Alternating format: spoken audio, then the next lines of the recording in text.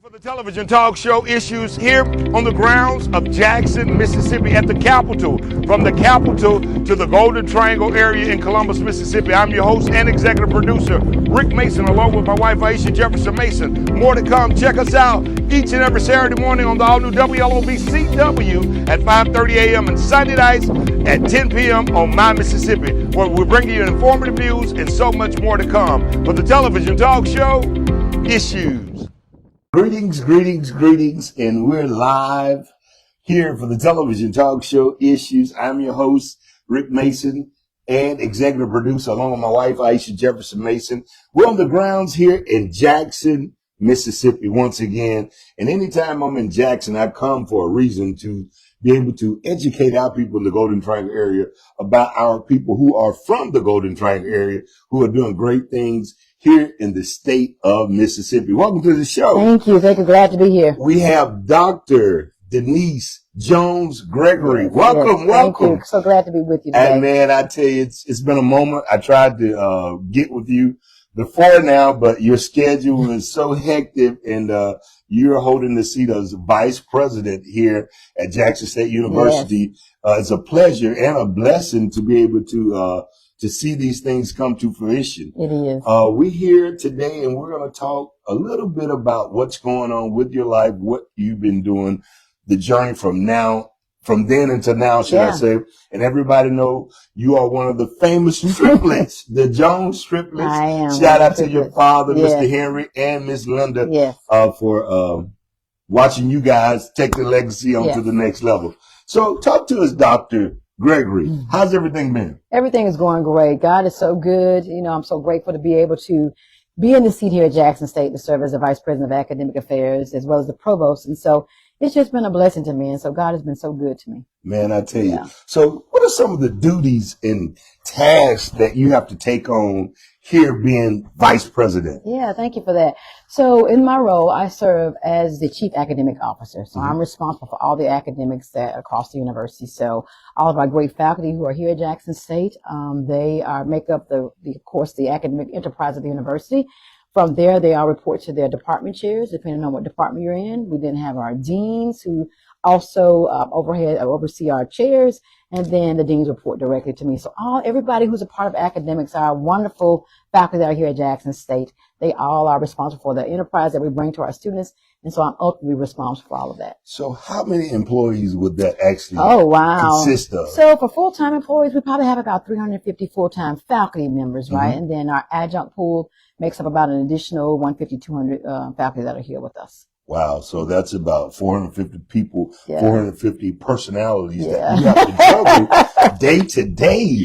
So that can be challenging for sure. Yeah, well, it's really great. The diversity in terms of people, in terms of thought, in terms of how we interact. Those things are important because they allow us to be able to be challenged in what we have seen and what we know. And so it's like you said, there's different personalities that are there, but it's always great to work with so many great people here. So the journey from, just on the educational tip as a whole, your journey, where did it all start? So I guess Lehigh. Well, really, I'll tell you how I really got started in terms of, my background is chemistry. So my PhD is in organic chemistry.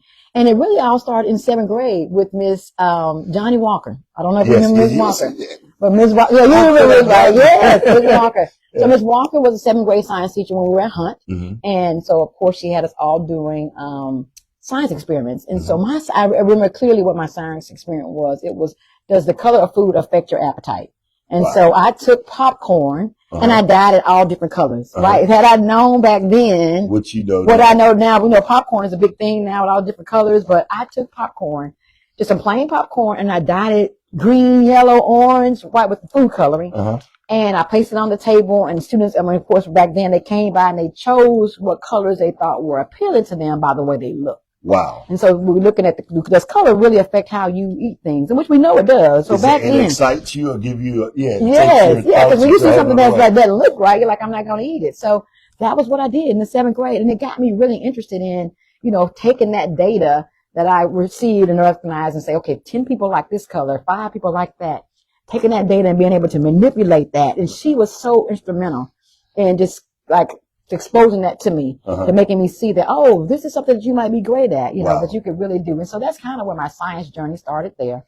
Of course, went on to Lehigh and took chemistry and physics while I was there. Had some great teachers.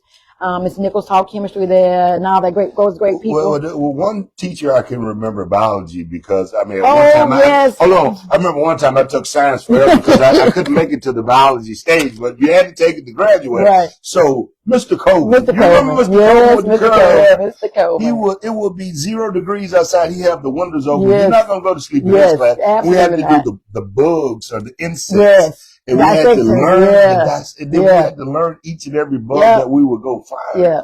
So that was created as a whole itself. So carry on. Yeah. So all that kind of got me interested. And so then, of course, I came to Jackson State. I tried out for cheerleader. I was excited, so I served as a cheerleader here for 4 years. And while I was here, I did not know exactly what I wanted to do, but I knew it was something in science. So people, you know, they'll tell you, you know, you're smart, you should do this. And so I said, well, let me just take the hardest thing, which was going to be chemistry, right? I could have taken physics too, but I said, I'll just do chemistry. So it wasn't like I really just came here to be a chemist. It was just more so people were pouring into me saying, you can do this, you're great at what you do. And again, just having that desire to learn more. So I majored in chemistry here at Jackson State, did some internships during the summer, went off to Purdue one summer, went off to 3M in Kalamazoo, Michigan, did an internship there. Just and learning and all those opportunities, which I tell students now, if you have an opportunity to go somewhere in the summer that's outside of your comfort zone, take it, right? Because you get the exposure to see something that you either like or don't like, because people don't recognize the value of things that you don't like also being valuable to you, especially when it comes to a career. Correct. Like I knew I didn't want to go into medicine, right? So I did something like when we were 16, 17 years old. I think I did some shadowing with Dr. Williams back in the day, and I was like, I can't do this. Like, this too much blood. It was the blood, right? So if you know you can't, you're not going to get rid of that, right? It wasn't that I couldn't learn the information. Right. It was more of like the goriness. I was like, people dying. I was like, so I knew I didn't want to go to medical school, but that experience shared that with me. And even though it was an experience that I learned from, I learned what I don't want to do. Wow. So I think it's important for people to have those experiences also that they may not want to do, just to confirm that, right? So I never have to go back and say, oh, wow, I wish I had done. So I know I don't have to feel bad about it. You don't have no regrets. No regrets. Yes.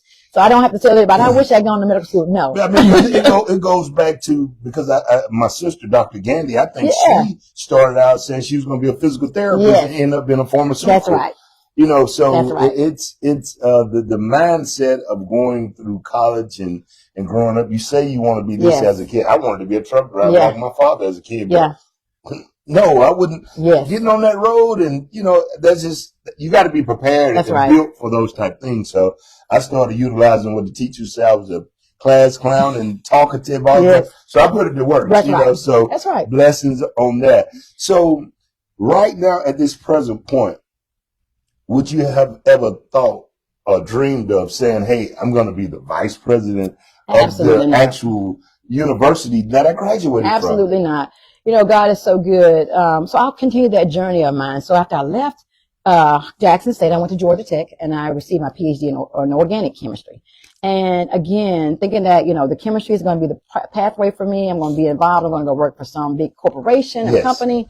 And I just fell into higher ed. And so I thought it was important. I just gotten married. Sean had just gotten a job in Tuskegee University. So my first job teaching was actually at Tuskegee. Wow. So as soon as I graduated from Tech, I got a job teaching at Tuskegee. And I just thought it was so important. And it's pouring into so many people that look like myself. And seeing the value of that was really something that kind of tugged at me. And it's like, I'm really like making a difference in terms of helping people decide and make decisions. And I said this all the time, put a pin there. From where we came from, people couldn't even have a clue or could imagine. You know, carry on. You know, like you said, it does. It, you know, like you said, the things that we've grown up with. One thing I will say about my parents, and I think so many of our parents, we never knew that what we didn't have. Right. Because we had so much love there. We had so many people pouring into us. And then now when you think back, you look at it, you're like, oh, is that what that was? Right. Yes. And we didn't have this. And we're like, oh, I didn't realize we didn't have as much as we thought we had until you get out and exposed. But that's why it's so important for so many people to provide love and care and pour into so many people, because you can, sometimes those things can get overlooked as a child if you got so many people wrapping their arms around you and providing the support you need. Yes. You know, one thing I tell students between the ages of 15 till about 25 years old, you make the most important decisions in your life that Transitions take determine place. what's going to happen in the rest of your life. Yes. Right? Whether it be that you're going to go, you know, whatever it is that you're going to go do, you know, if you make the It's wrong a decision. decision, It's a decision. Whether know, it's the right one or the or wrong the one, you wrong got to one. make a decision. it's going to determine what happens to you when 'Cause you're if you 30, don't, 40, somebody 50 else years. will. That's Yeah. right. Yes. And so, it's really, really the blessings from, and I keep saying that, but it's really true. You said Tulu or Tuskegee? Tuskegee. And So what is that? Tuskegee is in Tuskegee, Alabama. Okay. Yep, taught there for 2 years, and then Sean got another job, so probably his trailing spouse. Uh-huh. And then I went and did a postdoc. So I thought it was important for me to go get some more education after I did that, because the opportunity came for me to work at the United States Department of Agriculture. Wow. And I worked there, did a postdoc with them, and that was an amazing experience too, to gain more education, which kind of really solidified me in my role as being a scientist, right? Uh-huh. By adding that on. And then again, Sean got another job, and then we moved to Birmingham. God, so you Yeah, guys have trailing spouse, yeah. yes. But I spent the last 20 years in Birmingham. At So Stanford was he a coach University. or a coach? Coaching. Uh-huh, Yep, coach. Sean was Wow. coaching. Wow. So that is so interesting. And my son, Orion Taylor, Orion Taylor, he graduated from here. Jackson City. Oh, Because he started at wonderful. Ole Miss, and he said, "Dad, I'm going to go to Jackson." I'm like, "Man, why do you?" And he said, "Look, I know what I'm doing." Yeah, And he was a success that's story awesome. doing what he did. And he now stays in Dallas, both of my boys, him and Joseph. But that is such a blessing, man. That's awesome. So what do you say, or what would you say to that young African American kid that's struggling and undecided about Yeah. what they would like to Yeah. do in life? Well, I first tell people God has a purpose for you. He knows the plans, right? We know that Jeremiah tells in Jeremiah that God speaks to that and saying that he knows the plans that are for each one of us. We have to be open and listening for them and discerning. But there's also some things we have to do for ourselves too as well, outside of just trusting and believing and knowing that he will do that. Preparation, placing yourself around people who can pour into you, right? Recognizing that there are so many people that want to see you do well. Also recognizing the people that are around you are extremely important. So you got to surround yourself around With people, positive, yeah. right, that are doing positive things, people who want to see you do well, whatever that is, that want you to grow and develop. So how do you feel about people surrounding themselves with people who are doing more and better than them, or have more knowledge than them? I think that's a plus. Absolutely. I think Because that's if you're around people, not to cut you off, but if you're around Yeah. people who are not necessarily doing, I'm not going to say better than you, but not motivating you or seeing them do something positive, that can offset your Yeah. mind too as well. I have a friend group that we're around, and all of us, we keep pouring into each other and recognizing that you have to find people who want to see you do well and who are also doing well. And you're right. Surrounding yourself around people that you aspire to be like or want to be like are extremely important. You can learn from them. They can advocate for you, right? When they're in spaces, and they can speak up for you. They're the people that can make things happen for you. And so one thing that I recognize, didn't do this by myself. I don't take anything for granted and say, oh, Denise did this on her own and she got here.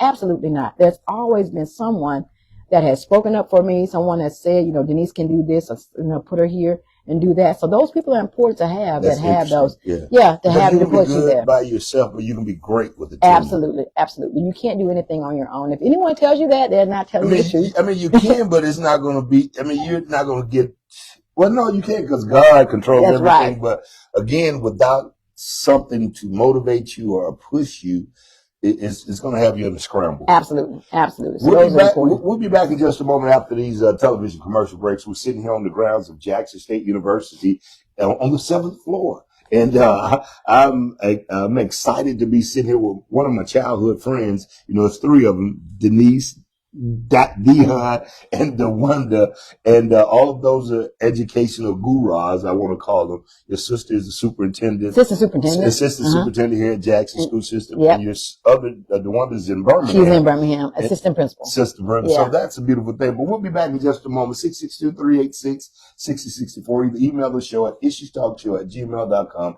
Either give us a call, 662-386-6064 if you have an issue. We'll be back in just a moment for the television talk show, Issues. Issues will return after these commercial breaks. Stay tuned.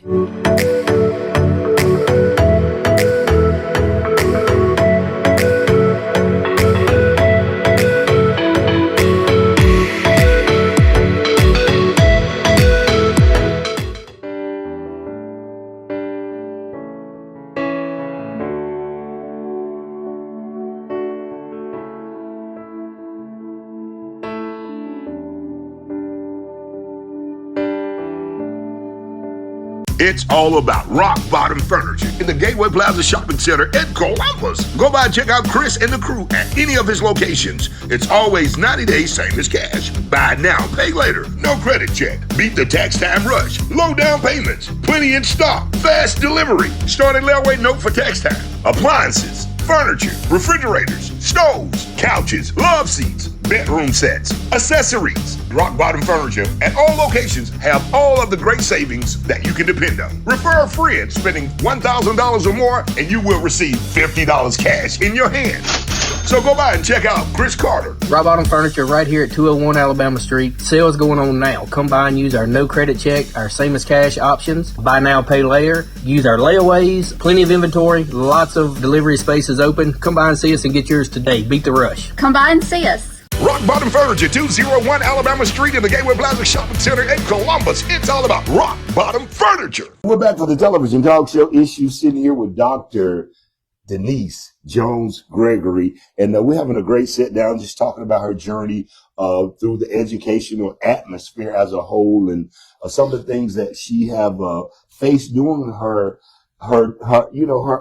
way up the ladder as a whole. What are some of the most hectic moments that you have had just being in education, teaching and learning? What were some of the most? Well, I'll share with you, COVID was really a tough time for everybody, right? And in particular in the education environment where we did see a loss, where students lost some of their learning, right?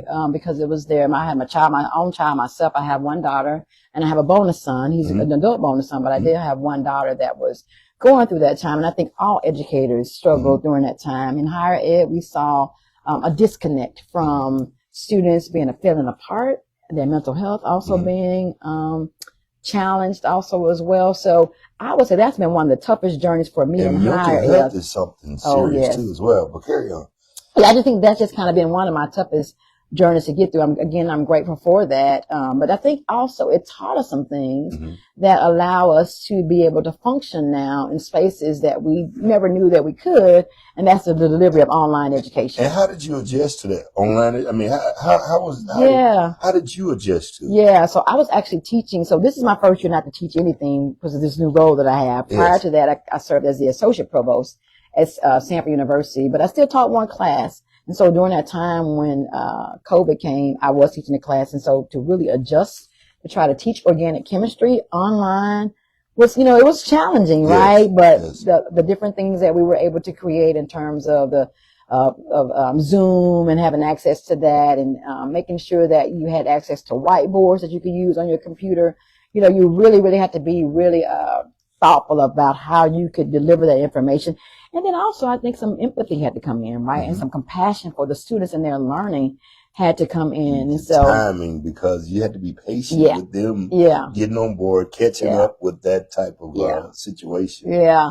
I taught asynchronous at the time. And so, I taught synchronous at the time. And so students would have to get up at the same. A lot of the stuff that you're saying to me is so foreign. And I'm just sitting there listening to you and I'm like, hey, can you give a definition for me and the crowd? So for synchronous, meaning you actually teach the time that you're scheduled for. So it's not like you go online and get on when you get ready. Right. So asynchronous, you get on when you get ready. If you want to get on at 2:00 in the morning, you do that.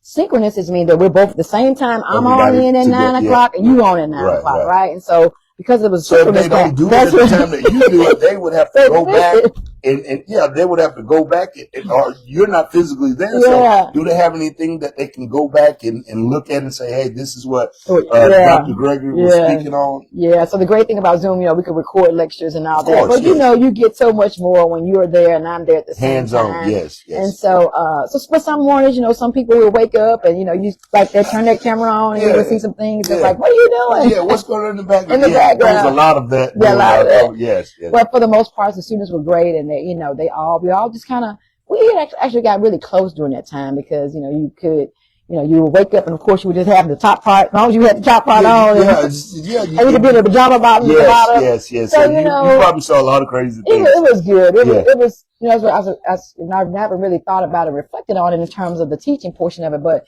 it was a really, time that allowed me to really challenge myself and stretch myself as a scientist, teaching to young people. So, but that's been kind of one of my most challenging times, I would say, in education. Right now it's kind of challenging too, as well as we navigate the new orders that are coming down. And I think for me, with the navigation of new things that are happening now in terms of funding, federal funding, I was on my way.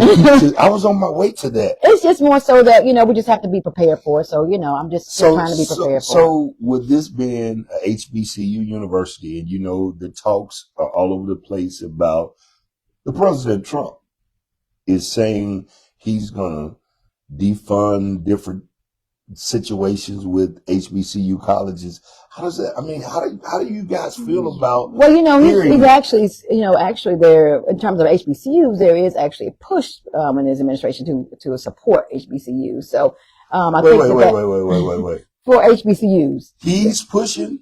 well, that there is some orders that have come out to say that there are support of HBCUs. So I think that there are so there's. We can move on to another subject. No, but I'm saying because I'm stunned that you saying that because I wasn't aware of this. Well, this is something new. I think maybe last week or so that there was. Okay, well, I missed that part. But that is and I haven't great gone, if he's doing that and he's to actually fund and give more funds. Or well, to support, I have not gone into much detail, so all the detail for it, but just to support HBCU. Okay, well, thumbs up. Okay, you got a thumbs up. See, a lot of people probably didn't even know that because was it Howard or what university that he was targeting as far as taking their federal money from them? It wasn't Howard. It was Harvard. Sure. It wasn't Harvard. I'm not for sure, but one he was wanted to take billions of dollars for some religious reason or something that took place. But anyway, that's neither here nor there. Yeah. We're here at Jackson State University. We went into a whole other topic. Yeah, we're not going to discuss that. Politics will push you into a whole other We're going to stay away from that. Yeah. So this was only supposed to have been a 10 or 15 minute interview, but when you do a sit down with one of your childhood friends, it turns into a great conversation because this is like, this is just a natural. Yeah. Again, we thank you so much. Thank you for your time, for giving us the opportunity to be able to come into your office and be able to sit down and speak with you about, this historical moment. Actually, it really is. Yeah. That you're doing here and holding this particular seat. Any final remarks that you would like to leave with, anyone or to encourage a young African American kid? Yeah, one thing that people remind me of, and there was one of my former presidents that I served under, one of the things he always said was, we sit in the shade of trees we did not plant.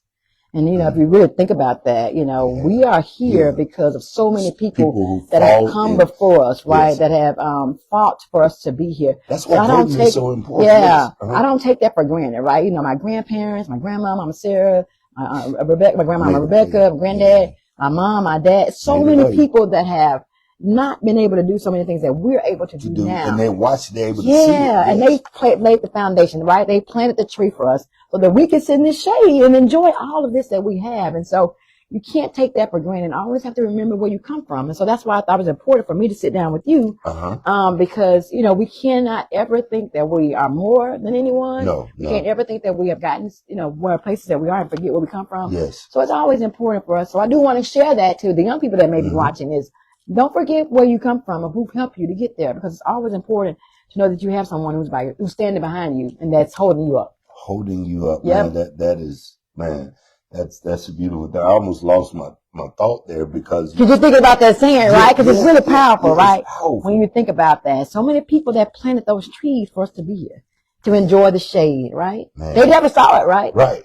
They didn't get to see the big fruit tree. All they saw was the seeds they put in the ground. That's it. Maybe saw a little stuff coming up. Because if you plant it, it'll grow. Yeah, but it's gonna take time. But you got to water it. You got to water and nurture, which is what they did to us, right? Yes. They watered, they nurtured us, and then it sprouts into. And you're like, I might not get to see all of it, but I know I had a part in it. Man, so you can't forget those people. Man, it's been a great sit down. It goes back to my pastor was saying about how God works. He gives 3 answers: yes, no, or wait. Wait. Man. Yeah. Man. Yeah. Yes, no, or wait. He's not gonna never leave you just blank, but yes, no, That's or right. wait. That's right. More to come with Issues Television Talk Show. It's been a great sit down with Dr. Denise Gregory Jones. Again, we're on in 4 states: Mississippi, Alabama, Tennessee, and Arkansas. Email the show, issuestalkshow@gmail.com, or either give us a call, 662-386-6064, as we bring awareness to our community and around our state, informing you, educating you, and giving you information that you need to know and hear from our people as a whole. Don't forget, coming up, Jazz on the Water, May the 25th on a Sunday in West Point, Mississippi at the Everly Osborne, brought to you by Tony Harris and Mr. Quinn.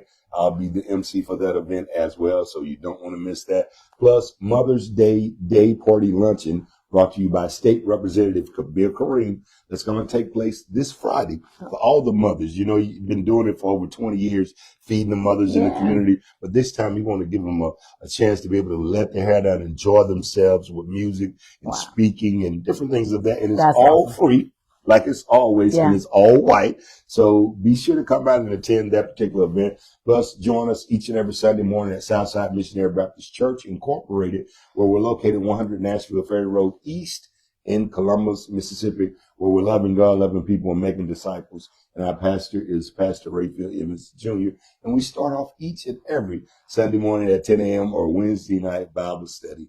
We got more to come. Stick and stay for the television talk show Issues. Again, Dr. Gregory, we really appreciate the opportunity. Thank you. Thank you for having me today. It's been a blessing. I'm your host and executive producer, Rick Mason, along with my wife, Aisha Jefferson Mason. More to come. Can I get you looking at camera and say Issues? Issues. Can I get you to say the morning The kickback? morning kickback. Man, we got more to come with Issues Television Talk Show. Hey, Dion. Hey, the one. Hello, everybody. And Sherwin, I didn't get a chance to see you this time. Sherwin Johnson, one of our childhood friends He's here. here at Jackson as well. Pastor Tony Montgomery, good afternoon to you, good morning to you too as well, man. We've got a lot of people here in Jackson on the ground, so I can't remember everybody, but that's a little short note. But we got more to come. Peace, love, and blessings again. We'll see you somewhere. Catch me on the stage near you. More to come with Issues Television Talk Show.